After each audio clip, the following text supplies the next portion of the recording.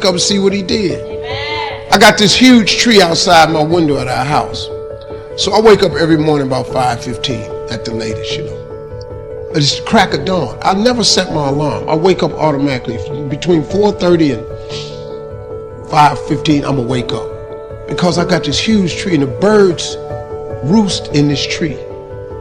And as soon as the sun cracks, not daylight, just as soon as it breaks, they start singing. Them birds, man, got enough sense that, oh my goodness, here comes another day. Let me start singing about this. Amen. If a bird got enough sense to sing every morning, what's wrong with us? Every value in life must be paid for. And those that pay are the ones that get it. It says those that give receive. Someone says, I wish to receive, I wish to receive. You don't have to concentrate on receiving. Just become a good giver.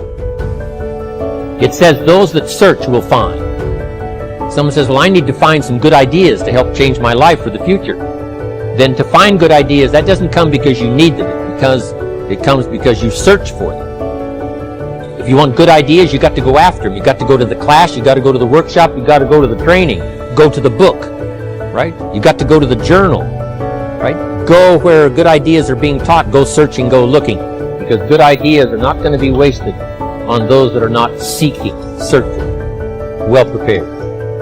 So, prepare yourself to be ready for fortune when it comes, to be ready for challenge when it comes, to be ready for opportunity when it comes.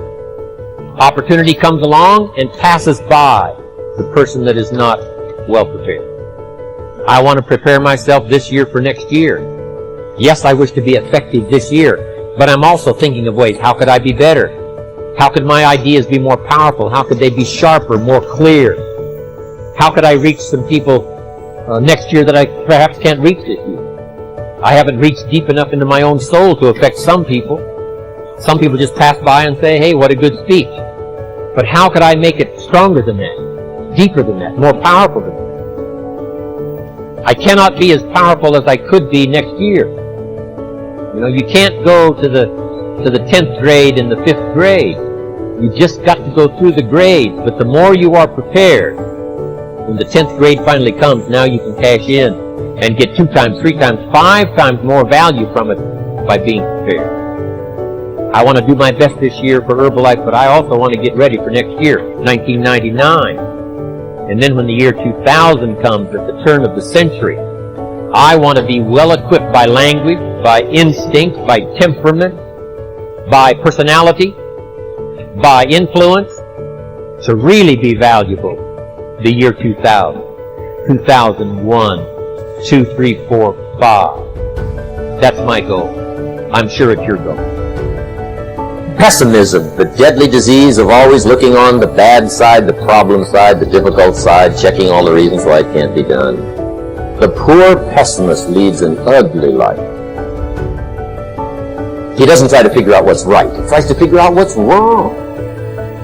He doesn't look for virtue. He looks for faults. And when he finds them, he's delighted. How ugly.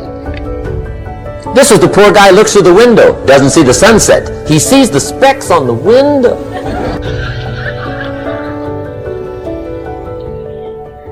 And this is the poor guy, right, who rushes up, takes such leave of his senses. This guy rushes up and he says, I've got 5 good reasons why it won't work. He's so dumb he doesn't know all he needs 1. He's got 5.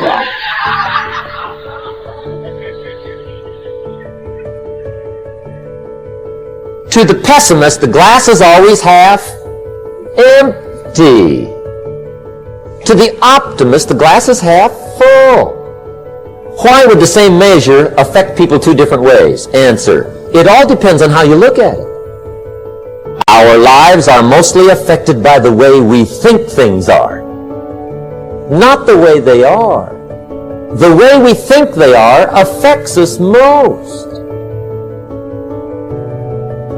There's a subject we don't have time to get into tonight called better thinking habits. One of the major things Shove taught me when I met him He said, poor thinking habits keeps most people poor. Not poor working habits. Most people work hard, but they don't think hard. And Shoaff taught me that the mind is like a factory, a mental factory. And whatever you think about all day long pours ingredients into this mental factory. And that's what builds the economic, social, financial fabric of your life.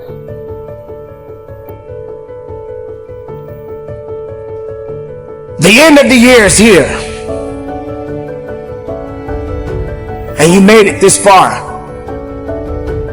There were good times and there were bad times. But yet, you are still here. You made it this far because something kept you going. Something kept you believing. Something helped you to understand that the fight was not over yet. This is the year that is soon to come to a close. And there will be a new year. And greater opportunities will be waiting for you. But let's get back to 2019. Let's talk a little bit about what you've been through this year. You had to experience some things that you did not understand. You had to experience some greatness. You had to experience some weaknesses. You had to experience things that no one could understand. But you are the one that has to be responsible to go through it. You were put on your back, and you probably thought that you didn't have the ability to come back, but you did. Right hold up. Right hold up. And when that thing tells you to quit, you look at it in his eye and say, I ain't going nowhere. I will break you before you break me. You will be like a shark. You will think like a shark. And you can't go backwards. If you stop swimming, you will die. If life knocks you down, try and land on your back. Because if you can look up, you can get up. This is the year of the what? Act like you hear me. This is the year of the what? This is the year of the what? Act like it. The moment and the time for you to change your life is now. It's in the midst of our greatest storm. If you could hear my voice, you've survived. You survived the hurricane. You survived the storm. You survived the trial. You survived the betrayal. You survived it all. In order to change your life, all you gotta do is flip the switch from surviving to winning. See, a survivor will sit and wallow in the pain of the past, but a winner will build even when they are broken. Why do we give up on this gift called life so easily and allow the pain to stop us from moving on into our great future, man? Maybe not right now, but as long as you try, the chance of change and success increases. You have to believe that you have the right stuff and that you're able to pull it off. We need to feel pain to feel happiness. The pain drives us to strive for change. So don't worry about whether or not it succeeds. Ask only about whether or not it's going to light you on fire. Ask only if in those dark moments that it will give you that sense of mattering to this world, that even in the failure, do you learn something about yourself? Do you see the truth that you matter? Hey, work to your potential, not your quota. If you want to stay really motivated, if you want to answer the question to why people that have already made it keep pushing, it is because they don't operate on quotas, they operate off potential. They're driven to reach their potential. This is also tied to their ethical obligation. They know what they're capable of. Nobody can tell you what you're capable of. You're the only one that knows. Okay? So work to your potential, not your quota. Quotas are numbers. Who made them up? Some guy says, okay, your quota is blah, blah. Okay? Based on what? How did he come up with that quota? He only picked that quota, that number, because he thinks it's significant or compared to other people maybe in your industry. But don't operate on quotas. You want them. Clearly you want them. But you want to be driven to reach your potential, not just some number, some mechanics. Hey, my potential, I know. Nobody else knows it. I know what it is. You know yours. Work to your potential, not just a quota, and I promise you, you will be on fire day and night. More heart attacks take place in this country on Monday morning between 8 and 9 a.m. That's when the majority of people who have their first heart attacks have them. 85% of the American public, according to recent studies, are going to jobs that they hate, working on jobs that do not challenge them. They get sick thinking about going. Migraine headaches. After the Sunday afternoon football game, or 60 minutes, the anxiety began to build. And come Monday morning, they drop dead of a broken heart. Some of you ought to think about not going to work on Monday.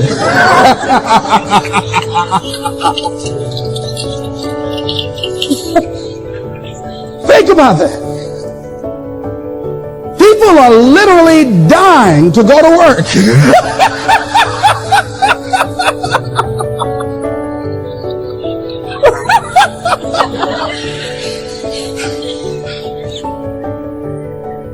Because, see, when you go to a job and you already know how far you can go, you can already see that proverbial glass ceiling. It's like going to a movie when you've gone in the middle of the movie and you've seen the end and you sit there to start all over again, but something is missing. You know what the outcome is going to be. You can't get excited about going through that movie all over again. Am I correct? See, when you're going someplace and you already know how much you're going to make, you already know how far you can go, you're in a dead-end position. It erodes your self-esteem. It lowers your sense of yourself. It creates an inner turmoil. It creates an emptiness in you. So I say that your life is worth finding what it is that you're supposed to do. And I'm not saying quit your job. I'm saying find it and do just a little bit of it. When I wanted to become involved in speaking, I started just learning quotes, listening to other people's tapes, going to seminars, going to workshops, asking other people to help me. Just start working at it just a little bit, but do find out what your work is and hold on to it and don't let your dream go. Don't let it go. See, and here's something else I want you to begin to look at. Why is it that most people don't pursue their dreams or don't do better than what they're doing if they're capable of doing it? I think that many of us don't go the next step because we don't know what to do yet. And I say that the reason that we don't even explore the possibility of what to do is because subconsciously we don't believe that it can happen for us and we don't believe that we deserve it.